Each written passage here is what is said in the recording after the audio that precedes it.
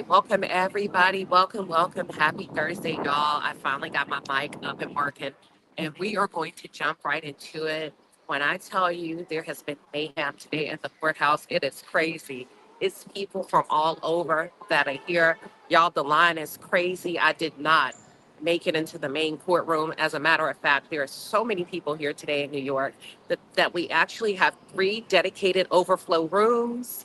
Um, let's talk a little bit about what's going on. The prosecutors are delivering their closing arguments, and they are doing a hell of a job. They are doing a hell of a job. This is when it comes down to um, law and order. And if you're new to this channel, what I told you all is that we're going to do it fair, right? We're going to cover what's going on real time here in the courtroom. Listen, if the prosecution is doing a great job, we're going to call it. We're going to say it over here. If the defense is doing a great job, we're going to call it. We're going to say it over here. And right now, the prosecutors are kicking ass and taking names. And when I tell you, I feel like they chose the right prosecutor to deliver that final closing argument, honey, she is right down to the T when we talk about the psychology of it all. So much so, I had to make a note. And let me tell you what I wrote down about this particular prosecutor. I wrote, they chose the right prosecutor today. They chose the right one to deliver because she's calm, she's convincing, she's sure, she's precise and to the point, and she doesn't have too much flair. And as a matter of fact, I even went a little bit extra. I went the extra mile and I said she could actually be a teacher. This is really good because she has the defense squirming. There's been so much movement from the side of the defense. And the reason why I say they're squirming, I've never seen them move this much. Brian Steele is making nervous twitches and movements, rubbing his head, touching his hair. Diddy is writing. Diddy was writing so much to the point where we actually thought he was asleep. My seatmate is like, is he asleep? Because his head was hung down like this. And I told her, I said, give me a second. So I had to really watch him. And his head was hung for at least, I'm going to say at least 2 minutes. That's 120 seconds. And I said, let me see his hands. So I'm trying to look at his hands.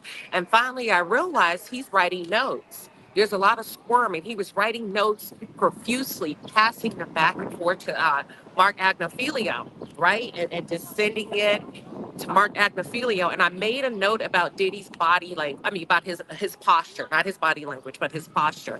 I said he's childlike in some ways. See, when you hang your head that low, it's symbolic of childlike. It's a childlike pose to me. And think back when you were in middle school, elementary school, when we would write, you know how we would hover over our desk? That's what it reminded me of. But also it's symbolic of shame. It's symbolic of shame. And I'm going to say guilt, not to enforce the fact that I believe or somebody should believe he's guilty of a crime, but he was not upright today. He wasn't able to just be upright like he's been. And it also, that body posture for me lacks confidence. I think he's ashamed of some of the things that he's hearing in the courtroom. And I also think he took that body posture to busy himself. And that's what I highlight as negative energy. Okay, so are y'all ready to get into it? When I tell you they are in there doing a great job, let me tell you what's going on. Oh, the daughters are here today. The family is here. The courtrooms are packed, y'all. The courtrooms are packed. And let me say, um, I made a note about the daughters being here. I don't like it. I don't like it. I think it's a horrible strategy on the behalf of the defense. I get it. I get where they're going with this. And oftentimes in trials of this gravity, of this level, right, you want to show some type of empathy by bringing the children. But to me, it does the reverse. To me, it's reverse psychology, depending on the intellect of the juror. For some jurors that are savvy like myself, it reinforces the argument of Diddy being somewhat narcissistic, dark, selfish, unaware, and don't care about others but himself. I'm not saying that's true, but I think it's a risk that the defense took, and you have to be very careful when you put children in there and they're hearing all of these sexual details pounded into them over and over and over again. I don't know who's in charge of that strategy, but I would say this. My heart goes out to the girls. I don't think they should be here. And I understand the need to reinforce to the jury this is a father, this is a family man. Please consider his children. You can do that with the boys. You can do that with the boys in the courtroom. You don't need the girls to be here to drive home that point. And as a matter of fact, it's you risk the notion of it coming across as, listen, does he even care about the girls? Because here we are, right? I'm not saying I'm right. I'm not saying I'm wrong, but you just have to be careful of how you utilize children in cases like this. Because what if those jurors are thinking, dude, this is selfish? Here's another example of women or young girls or young girls or young ladies having to do something that may not be in their best interest. So yeah, the defense is, listen, they're squirming. The prosecutors are doing a really good job. Let me talk about Diddy's demeanor. He's very shifty today. There's lots of notes being passed. Like I said, his head was hung really low when I was in there. Um, Taking on a childlike posture when writing. And the government, their closing argument, y'all, it's connecting with the jury. It's connecting with the jury. They are doing their job as it relates to, can you make this RICO make sense? And listen, whether you like it or not, they are making it make sense. Let's talk about it a little bit more, but give me 1 second because it is very windy out here. And I want to do my due diligence and making sure this tripod does not fall over. Give me 1 second.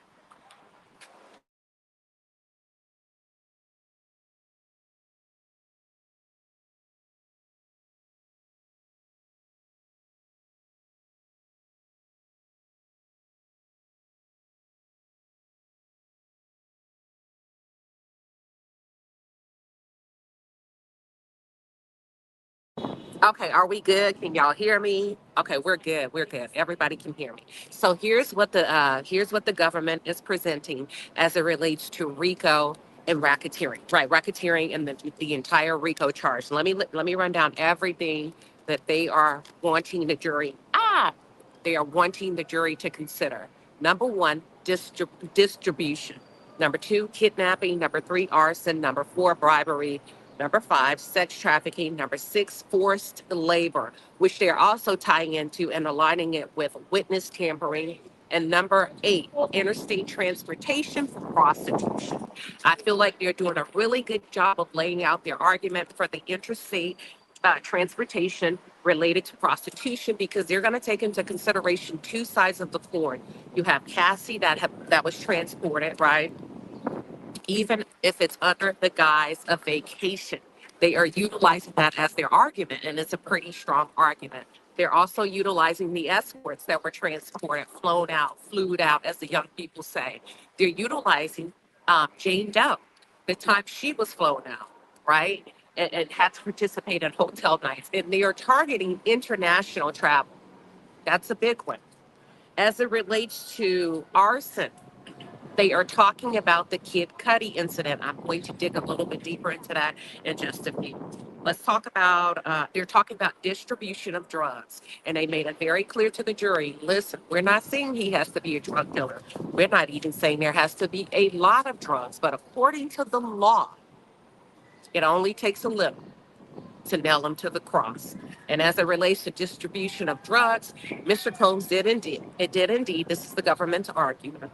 This is their argument. He did indeed provide drugs during the freak offs to the women, to Cassie, to Jane Doe, to Cassie's friend. And they listed Cassie's friend, Bonna. And I'm going to run down everybody that they brought into the argument to support their closing statements, right? They're also witness tampering. They're talking about the Intercontinental Hotel. They're leaning heavily on that, and they broke down the elements and defined what that means. And they're relying on the California law as well as New York law and or a combination of the two. Give me 1 second. Forced labor. Their argument with forced labor is the fact that Diddy is paying her rent, which is, we know, $10,000 a month, and they played an audio, right? They played an audio to validate their argument because when he told her in the audio, you better get on your job because I'm on mine. What the government was explaining to the jury is like, oh, no, he did not say, you better get on your job and participate in these free calls because I'm on my job and I'm paying your rent. It doesn't take common sense to narrow down exactly what he's talking about. Listen, child, I may have to go to a different area. Give me 1 second. Hold on. Let's see. So they started off their argument, and let me get into the nitty gritty of it all. We're going to be here probably about 10 more minutes, but I'm going to just get very technical and run down really quickly because there's somebody behind me, and I want to get to the point. So the government is arguing racketeering, and here are the players that they're establishing, because a lot of you is saying, but who are the parties? And a lot of you were not comfortable because you're saying, you know what, it's just Diddy. He's an individual. And for me, Queen Sheba, it doesn't make sense because you don't have more than one party. Well, let me run down the names. Here's what they're charging the jury to think about. Listen. They're saying you only need a core dynamic. And the core dynamic, which they've established as the inner circle, three individuals, they're saying KK, Fahim, and Diddy. Let me run it back to you. KK as the chief of staff, and with KK, all of the other assistants that fall under her operated, behave, and carry out instructions under her leadership. So they're tying in the chief of staff, they're tying in Diddy, and they're also tying in Fahim. And they're utilizing different individuals in different positions within the security team, but also putting out the disclaimer and the caveat to the jury. Listen, it doesn't matter if people come and go without the enterprise. We only need you to consider the core. The core is security, staff, and the mastermind, which is Mr. Combs. Are y'all following me? Is everybody clear? This is not my argument. Yeah, D-Rock was mentioned, and I'll get to that. So this is not my argument. This is actually their argument. I'm just running it down to you, okay? And then they said, so here are the elements of racketeering. Here are the elements of the core. The defendant, give me 1 second. Let me,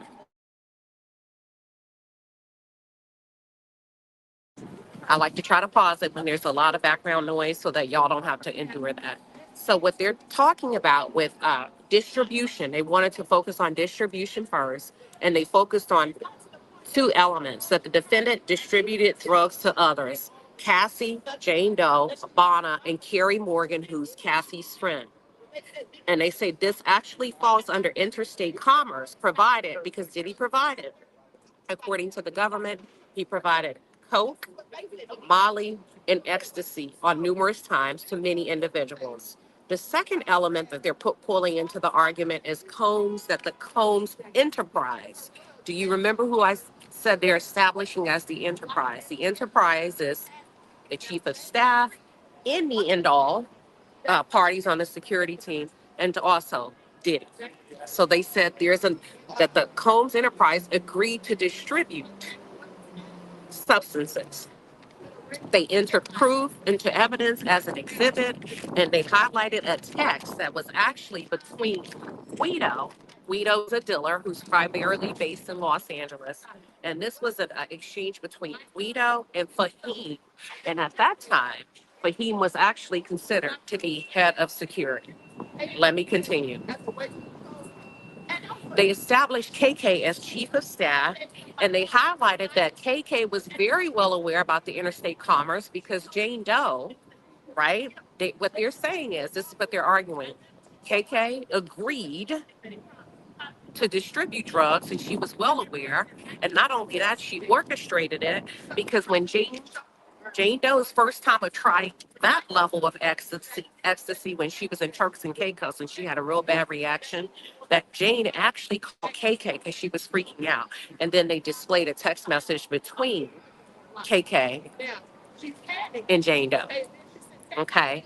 And then they talk about the Combs enterprise and they talk about the distribution. Then they start to focus on the kidnapping aspect. And what they were leaning in as their evidence of kidnapping is the time when Diddy violently assaulted Cassie. If For those of you that have been following the trial, there was one incident where they are claiming, and they showed evidence that he beat her so bad that she was holed up in a hotel for at least 4 weeks, I believe, a few weeks, because her face. She couldn't go out in public like that. And here's the thing: she was holed up in the London hotel, right? They highlighted the individuals that were involved in transporting her to that hotel, that held her in that hotel, that detained her, refused to allow her to leave. And they said there's two elements of kidnapping that we want you all to consider: that the person either took, held, detained by force and or fear. And they highlighted the 217 beating, and they named Roger Bonds. And Roger Bonds was instructed by Diddy to hold Cassie and not let her leave that hotel. Now, some of you are going to say, well, he wanted her to heal. He also offered his home. But according to my facts are right. What do you mean? I'm telling you what they're arguing. Okay, I can't pay attention to the comments. I'm sitting here telling you what the people are arguing. These are not my points. I did not just say I'm telling you what the government is arguing right now. Didn't I just say that? These are not my facts. These are closing arguments. Oh my God, y'all gotta focus. You gotta know what you're coming into. If you're just pulling up, pause. Let me onboard you. If you haven't caught up, rewind. Your facts are not right. I just told you. They keep going back. They do reiterate some of the same things. But let me not look at these comments. That comment actually just, I'm all right, but I just hate when people come in and start talking before being onboarded, or they're just getting in the middle of what we're talking about. I'm going to ignore them, and it's not a problem, but you gotta listen. I just told you this is what they're arguing in real time. All right, here we go. I'm sorry. I got off a little bit. Okay, here's what the government is arguing right now in real time. So then they highlight Roger Bonds, right? Because he was the go-between Diddy and Cassie after that beating in 2017. And there was a time that they even showed a text of Cassie saying she wanted to leave, and Roger reinforced, you can't leave. No, you can't leave right now. You look too bad. Diddy don't want anybody to see you like that. Let's continue. All right, hold on. So, where are we? The second element of kidnapping that the government is arguing is that it wasn't safe for Cass to leave the hotel, according to the government's perspective or perception of kidnapping, because you saw what just happened to her, right? When she disobeyed Diddy. That's what they're telling the jury. She got beat down. So imagine if she walks out of that hotel. It's not safe for her to disobey him at this time. So that in it of itself is an element of kidnapping. And then they go on to highlight David James. David James was an assistant at the time, I do believe, who also participated in the alleged kidnapping of Cassie at the London hotel after the 2017 incident. Let's continue. Then they focus on Capricorn Clark, right? In 2004.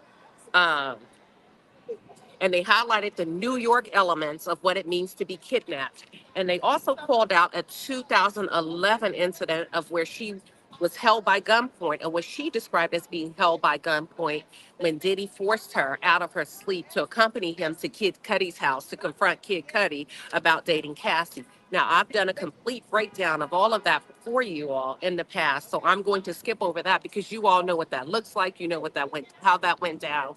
Diddy entered into his home, according to Kid Cudi's testimony. And also, there's an aspect of arson connected to that kidnapping piece with Capricorn, and we're going to transition into that, okay? They went to highlight New York law and what it means, and the elements, what it means to be kidnapped. They said the person must feel restricted. They did not give consent. And the intent, what is the intention of the defendant? Is it unlawful to hold somebody either by force and or fear? And they also asked the jury to reconsider the fact and look at the evidence. And they entered an exhibit of a photo of a building, that actually looks like a courthouse, a large building that was abandoned. And this is the building that the government is saying, listen, this woman was held here against her will, right? She was brought here every day for 5 days and told, if you say one word, we are going to throw you into the East River. Now, when you think about elements of kidnapping and they have to base it on New York law, that's force. and or fear because you threatened to throw her if she failed. I'm sorry, if she failed the lie detector test, that they were going to throw her into the East River. Woo, it's a lot. That's what I'm saying, Aquarius, 1982. So I took some really good notes for y'all. So let's continue. They said Diddy, so they highlighted some of the commentary and some of the back and forth communication between Diddy and Capricorn. And under her testimony that he was out to find the rats within the enterprise. The government claims that the defendant beat Cassie, actually is another sign of force, actually beat Cassie in front of Capricorn. And I'm sorry, Capricorn confided in Cuddy that Diddy had kidnapped her and she was actually scared before. So they're utilizing all of that as an element of kidnapping and to also establish the racketeering and the RICO. Then they shift to the elements of arson. We want you to consider arson and charging him with arson. And they were very clear. We're not saying that we know for a fact that Mr. Combs set that car on fire, but they asked them to use a logical reasoning. And they pointed out that Kid Cudi was not in any beefs with anybody. And at that time, the only person that had a qualm with him was Sean Combs. They talked about the evidence that was located and found on site by the Los Angeles, I think, LAPD. They also talked about LAPD testifying under oath how they saw a black SUV. And they said LAPD doesn't have a dog in this fight. And this is what they're asking the jury to consider. They go on to suggest, they said, now we want to be clear, like I said, we're not suggesting that that the defendant personally burned the car, but there's evidence to support a reasonable logic where you can infer or defer. You can infer that he did it or he sent somebody to do it. That's what they're saying. They also utilized the communications, the email that Diddy sent to Cassie, where Diddy told Cassie in this email that not only will I hurt Kid Cudi, I will hurt you. And it's not going to be me that's going to hurt you. I'm going to send somebody else to do it. And as a matter of fact, I'll make sure that I'm out of the country.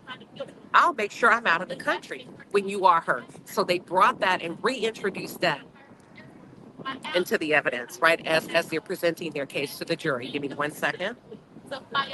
And the government continued to argue this arson piece, and they say, what are the odds, right? When you look at everything, ladies and gentlemen of the jury, what are the odds that Diddy, who's in a fight with Kid Cudi, that somebody else during this time would actually come and burn down his Porsche, right? The Porsche that he drives. They didn't touch any other car in Kid Cudi's property. It was just this particular vehicle, and they're asking them to use common sense. Diddy's the only one that had a conf.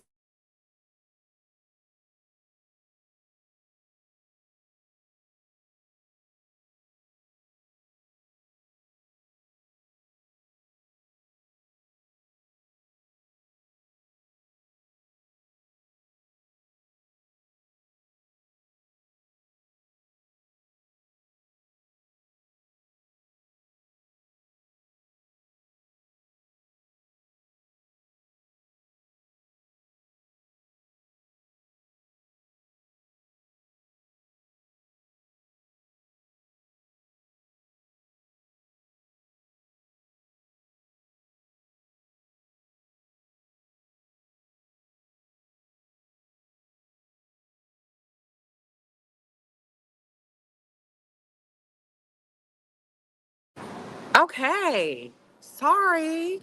Oh my God. Okay, I'm back. Oh my God. How long have I been muted? Let's continue. Which part did y'all hear? Did you hear the Kid Cudi part? Let me know.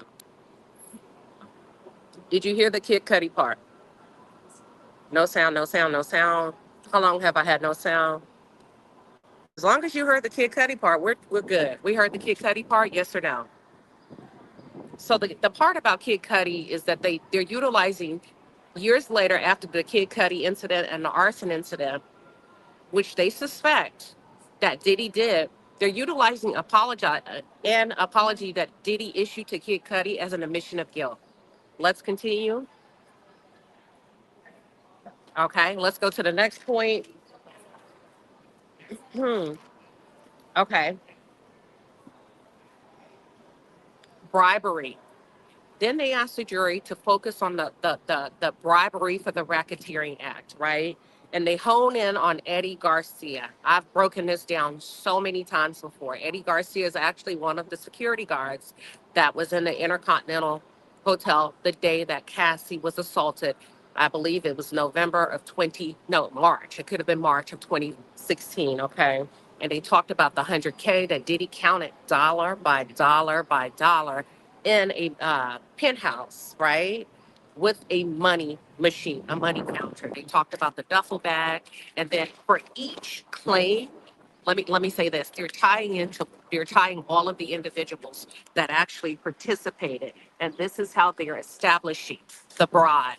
They utilized D-Rock for this one. D-Rock was the one that came down to the lobby. He escorted Eddie Garcia down and up to the penthouse. Okay, they're utilizing KK as the go-to, as the mastermind for this. She was the one that began to contact the hotel because she wanted, it was so important for her to secure the security footage. KK led that operation. She was the mastermind behind that. She hounded and hounded and hounded those security guys until she got what she needed. And the outcome of that was bribery, the 100K that Eddie Garcia received in exchange for destroying critical video evidence. And they talked about Israel Flores, who actually refused the bribe. He said he was the one that entered the room where Diddy was present in the room with Cassie. Cassie was seated on a chair. Diddy was in the room at the Intercontinental Hotel, and so was an escort. And Diddy had a stack of money in his hand. Let me read it to you, what they're claiming Diddy said, and I want to make sure I utilize the correct words, that Israel Garcia reported walking into the room, and Diddy attempted to bribe him by holding a sack of money and looked at him and said, "Don't you tell anyone." And this is what the government is arguing. This is when damage control starts to kick in after Cassie left the hotel. But the bribery started before Cassie left the hotel, and KK is the one that kicked off the bribery. And they highlighted that after Cassie left the hotel, that Diddy actually called her. This is according to the government's argument, right? They're claiming that Diddy called Cassie 1,000 times, and they're going through the phone records. And at that point, I was like, whoa, that's when the jury's like really paying. That's why I say I feel like the jury was paying very close attention, and they're really connecting with the jury. When I tell you she broke this down like four flat tires, and for me, I'm just telling you how they're doing it in the courtroom, because I had a couple of questions, right?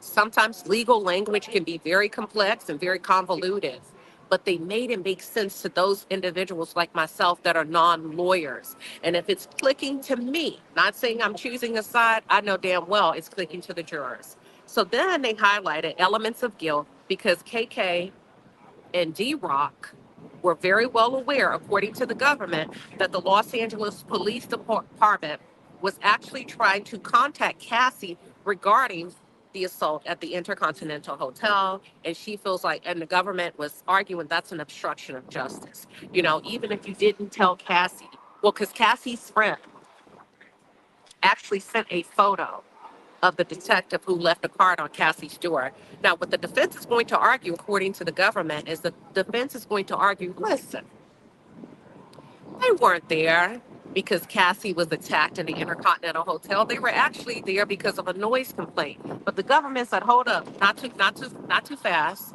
Let's break down what the noise was about. The noise complaint was actually Diddy, who left the hotel after he beat Cassie, according to the government, and was banging on her apartment door after calling her 1,000 times to let him in. And because it was so disruptive to the neighbors, they're the ones who called the cops. But at the end of the day, no matter how you swing it, according to the government, you know why they were there. I know why they were there. And the defense, ladies and gentlemen of the jury, is going to attempt to tell you differently. Let's continue. Listen, are they not doing a good job the way I break it down? Irregardless of who you want to win, whose team you on, when you marvel at the brilliance in the courthouse between the defense and the government, are they not doing a good job? Yes or no? That's all I'm saying. I'm gonna try to be fair over here. They're doing a really good job. So then, the girl, her name is Morgan. Morgan is the one that sent a text. So they reestablishing KK, y'all, as a co-conspirator of the enterprise, because Morgan sent a text to KK that, hey, listen, the police are here. Watch this. As they were breaking that down in the courtroom, the girl next to me said, she sent me a note. Where do you think KK is? I said, you want my honest opinion? She said, yeah. I said, probably in witness protection. Nobody ain't seen KK. It's like finding Waldo, right? Where do you think she would be? So when you start to really think about that, either she's on the first thing smoking to a different country, or in my opinion, she's in witness protection. So then the girl next to me said, do you think she sold them out? I said, I don't know. I don't think she folded. What do you think? Where do you think KK may be? Do you believe she could be? Is there a possibility she could be in witness protection? Is there a possibility she sold Diddy out? Or do you think she's standing strong? Is she gonna hold it down? What are your thoughts? Let me see what y'all talking about. In the Caribbean. Jen say in the Caribbean. No matter where you are, where she is not good. They are nailing her to the cross without her being present in the courtroom. So you may as well go ahead and catch that flight to Bali, Dubai, Africa, wherever it is you're going to go. But you're going to stand out like a sore thumb if you go to too many brown countries. Or you get what I'm saying? So anywho, they start to hone in on a sex trafficking aspect. Now there's a heavy focus on Jane Doe with this here, with the sex trafficking, right? As you know, and as they're attempting to tie it into the racketeering of it all. The reason I personally believe that they're heavily focused on Jane Doe in their closing arguments, I feel like it's hook, line, and sink with Cassie. They feel like, listen, the jury understands this is open and shut when it comes to Cassie. Jane Doe is the missing link. Jane Doe is the one where they have to make it make sense for those of you that are tuned in and also those people that are seated in the box of the jury. So that's why there's a heavy focus on Jane Doe, and they highlighted the elements of sex trafficking. They said the defendant has to knowingly recruit, entice, harbor, transport, provide a victim. Let me say it again. According to the law, whether you believe it's sex trafficking or not, the government explained to the jury that all the defendant has to do is transport, harbor, recruit, entice, or provide a victim. The second element of that is there's a disregard. The defendant, which is Diddy, the government is arguing, according to the law, the second element of sex trafficking, the defendant has a blatant disregard that force, threats of force, fraud, or coercion, or any combo of the three would be used to cause the victim to engage in the commercial sex act. So that's their argument for Jane Doe. They're saying you knew. You provided her as a host. You know what a host is. There's a host, a receiver. You know, when you think about animal kingdom and science, she was the victim. She was the surprise. She was the food on the platter, and you feasted. And not only did you feast, the male escorts also feasted off of her. She didn't, and they go back to all of the communication. I'm not going to repeat all of that, but they went back to all of the communication regarding Diddy and Jane Doe saying, I just want to be with you. I just want love from you. I want us to be a couple. I want you to take me back to where we used to be. You remember the time when? You remember that time and that time. So let me get a little bit into it. Hold on. We got a little bit of background noise, but that's okay.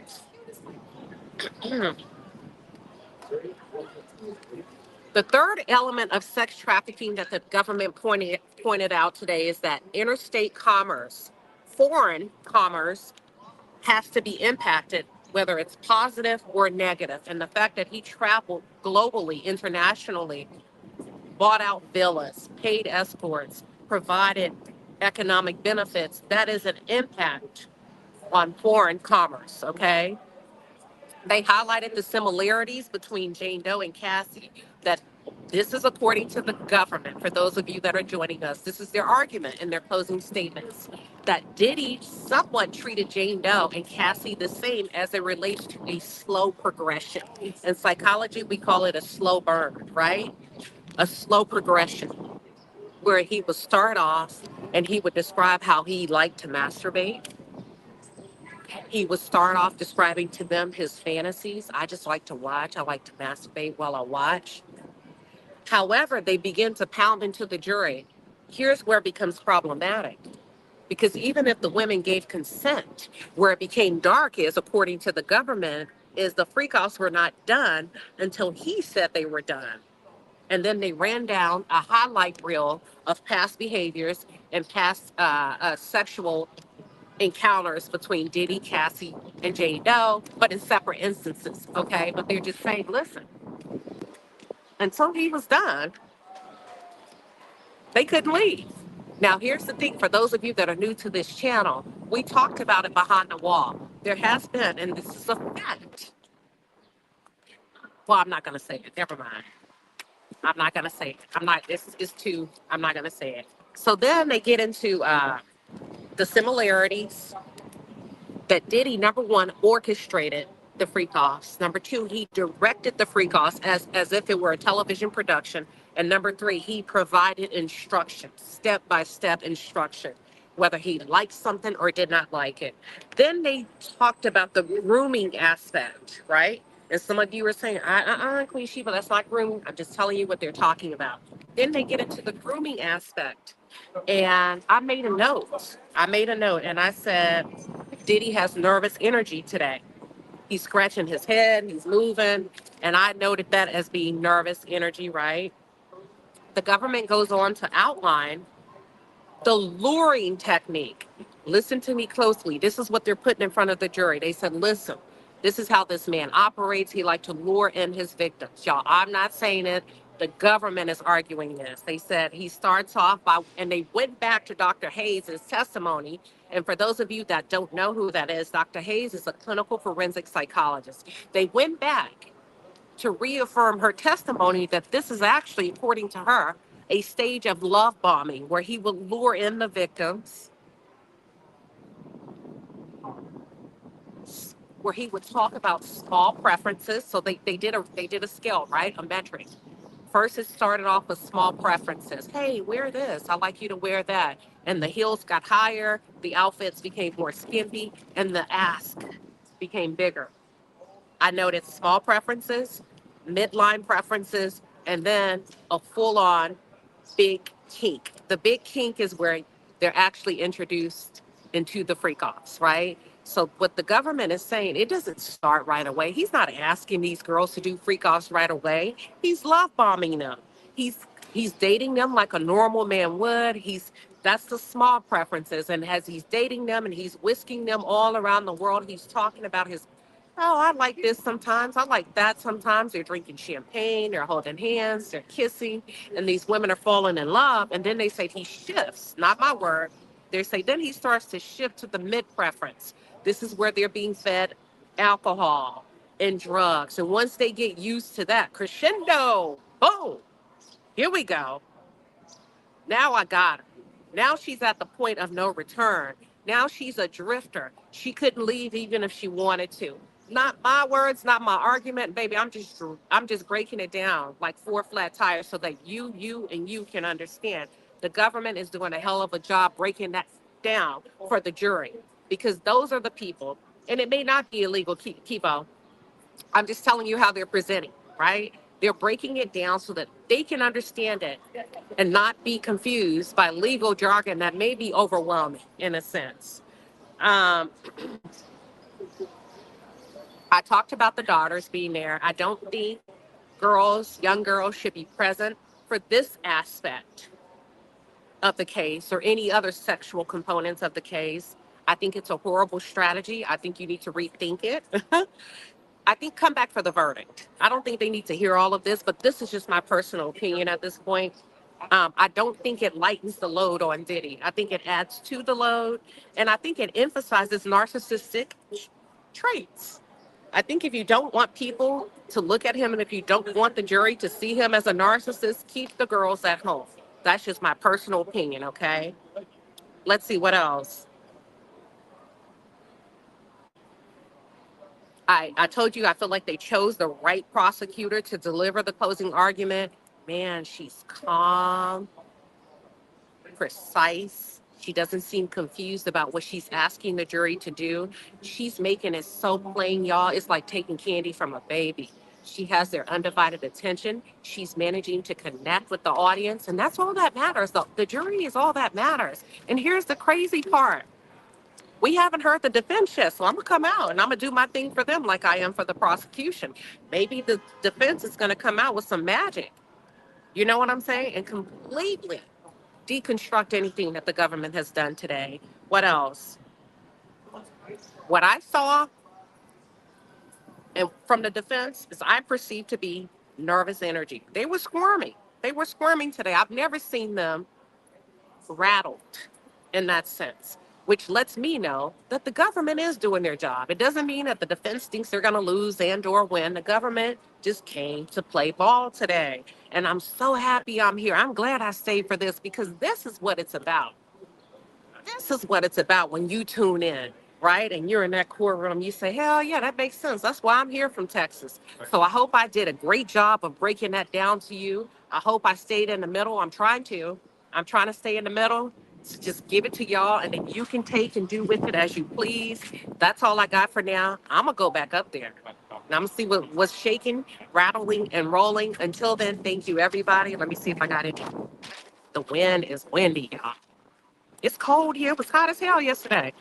Look, now I'm getting into it. It was hot yesterday. Now it's cold. Hold on. I think I'm okay. Well, thank you, everybody. I'm gonna go back in. I don't want to miss nothing. She's missing everything. She done missed everything. That's Mims, y'all. See, we have a good time here. Even if content, let me tell y'all something. Even if we have a different viewpoint or we have a different strategy, most of us as content creators, we get along. It's very positive for most of us. We're out here to make it make sense. And I was making it make sense. So I'll see y'all in a little bit. Thank you all for tuning in. I will see you a little bit later.